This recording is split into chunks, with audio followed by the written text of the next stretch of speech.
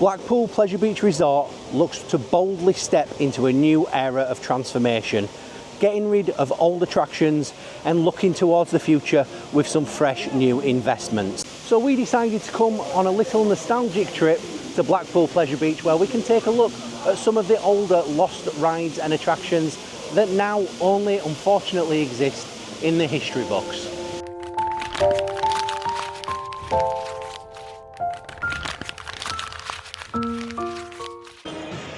And you don't even need to walk through the park's entrance into the park to see the first of the lost attractions, because just here, towering above the skyline, would have been the Virginia Reel.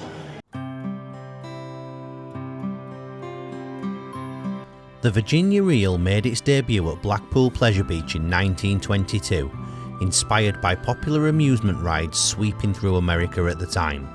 Designed and built by William Strickler, this roller coaster was one of the park's earliest attractions, offering an innovative and thrilling experience that quickly captured the imagination of visitors. Riders boarded circular tub-shaped cars reminiscent of rapids rides. Without restraints, they relied solely on the bar positioned behind them for support. After leaving the station, the cars ascended a lift hill before plunging into a twisting, winding course. The layout, featuring unbanked turns and tight curves, encouraged the cars to spin as they made their way along the track, creating a uniquely dynamic ride. Set against a backdrop of vibrant painted scenery, the Virginia Reel was well themed for its time, adding to the overall experience and appeal of the attraction. Its creative design and distinctive spinning motion secured its reputation as one of Blackpool Pleasure Beach's most remarkable rides of the era. Now, I don't know about you, but an attraction like that these days, I would think it would be phenomenal, it would be so good, but health and safety wouldn't have it. And we don't even need to step far for our second attraction, because the actual entrance itself is comprised of the old Noah's Ark ride.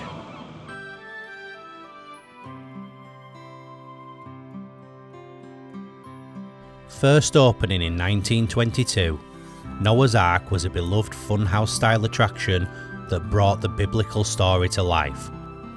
Located near Blackpool Pleasure Beach's main entrance, it offered a whimsical experience featuring a rocking boat and multiple floors packed with classic Funhouse tricks. Guests navigated moving floors, flashing lights, air jets, and even walked through the mouths of animals as part of the outdoor deck's adventurous design. Whilst the attraction held a nostalgic place in the hearts of visitors, it struggled to keep up with the allure of newer modern rides, and so in 2008, Noah's Ark closed its doors for the last time. The lower sections were repurposed to expand the park's new main entrance, though the upper levels of the structure remain intact, standing as a sentimental nod to its playful past. And there's a few little Easter eggs as well around the park's entrance, which you can see, including the mechanism on the inside that makes Noah's Ark rock. So, although not strictly in the video, it is worth mentioning that my favourite bar at this place, Loki's, used to be the old station for the Cableway. You can see at the top where the tram cars or the Cableway cars used to go in, and it used to take you all the way above the park down to where the pasta and pizza buffet restaurant is these days. But whilst seeing what the Cableway used to be, that's not the reason we're up in this area, and it's actually this just to my side that is the reason that we're here, for Valhalla, which used to be the location of the Funhouse.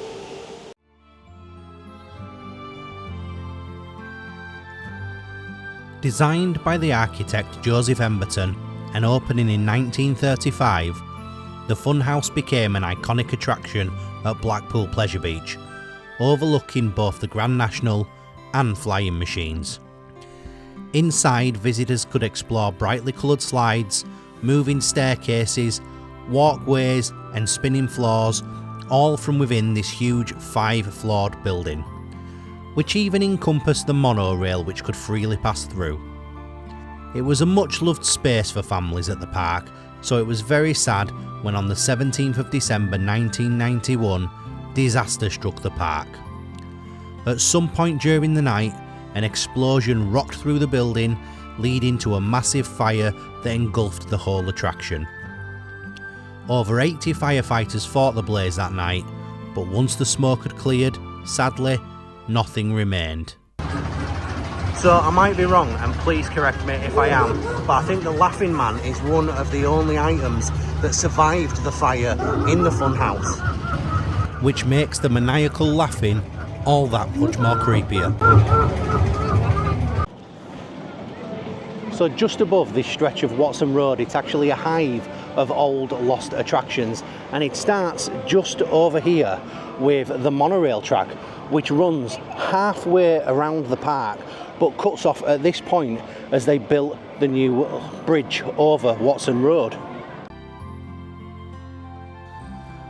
Operating from 1966, the monorail served as a transportation ride with two stations, one opposite the Goldmine and another alongside Ocean Boulevard. Lasting nearly 10 minutes, passengers could take in amazing views from around the park. The route was fun, passing through the Funhouse, beneath roller coasters, and even looped around the outside of the casino building. The monorail had 4 trains with 3 distinct train designs, one that was fully enclosed, 2 with a canopy roof, and 1 that was completely open. As it got on in years, the monorail began to show its age, and with more and more frequent breakdowns, in 2012 the monorail shut forever. But just a very short walk from the end of the monorail is the immersive dark ride Wallace and Gromit Thrill-O-Matic, but before it became this wonderful IP, it was known as a different name, the Goldmine.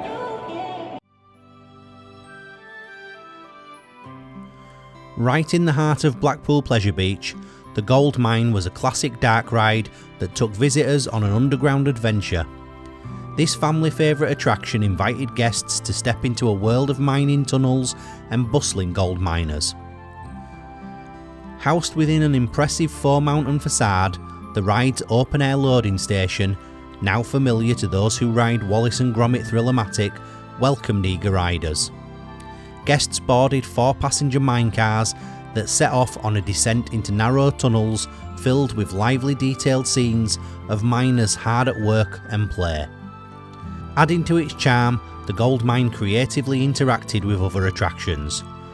The minecars passed through a cavern where they shared the space with the boats of the River Caves ride, providing a dynamic crossover of experiences. This lively intersection of attractions could even be enjoyed by visitors watching from a nearby cafe, where the passing boats and minecars created a spectacle of movement. As Blackpool Pleasure Beach moved into the 21st century, the park began to modernise its offerings. Following the successful debut of Nickelodeon Land in 2011, the decision was made to close the Goldmine and give the beloved dark ride a fresh new identity. Retaining the original track layout, the ride underwent a complete transformation, with the building redesigned and updated to incorporate vibrant animatronics and storytelling from Nick Park's immensely popular Wallace and Gromit series.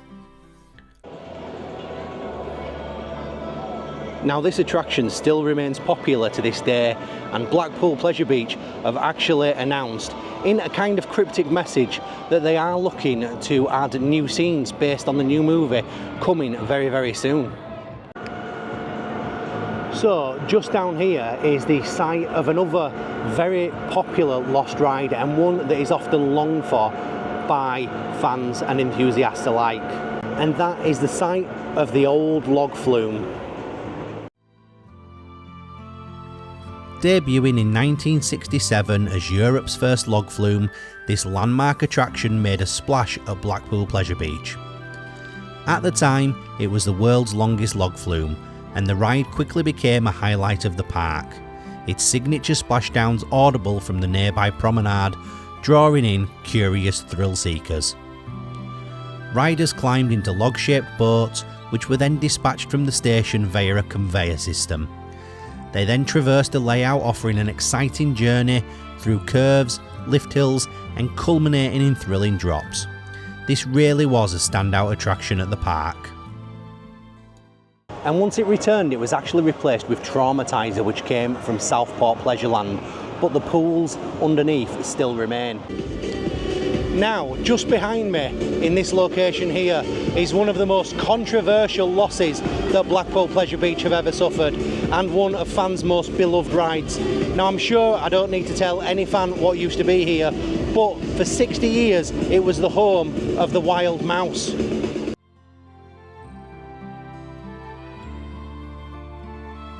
Opening in 1958, this was a compact wooden roller coaster and one of the first major rides to open at the park in a long time. It's also one of the first and only attractions the park had that was constructed entirely by the park themselves. The coaster featured dramatic turns and hairpin bends, all while riding on the back of a crazy little mouse. Riders ascended a lift hill before dropping down through a variety of thrilling turns, drops and tight corners, and riders would often feel as though the ride would come off the rails, adding to the overall thrilling experience of this ride. Despite its small stature, the Wild Mouse was a favourite amongst roller coaster enthusiasts and is still talked about to this day. And it's for that very reason why fans were quite rightly peeved off when, during the 2018 off-season, the park unceremoniously ripped out the Wild Mouse with no prior notice to anyone. Fans just arrived at the park on opening day to find the Wild Mouse gone. So then, as I stand in the shadow of what is almost a brand new ride coming to Blackpool within the next few months, that is it for the end of our video on the lost rides and attractions of Blackpool Pleasure Beach. I hope you thoroughly enjoyed the video, and if you did, then please by all means hit the like button for me, and if you'd like more videos like this as well as vlogs from around the theme parks as well, then please hit that subscribe button too. With that being said, I'll catch you on the next one. Goodbye.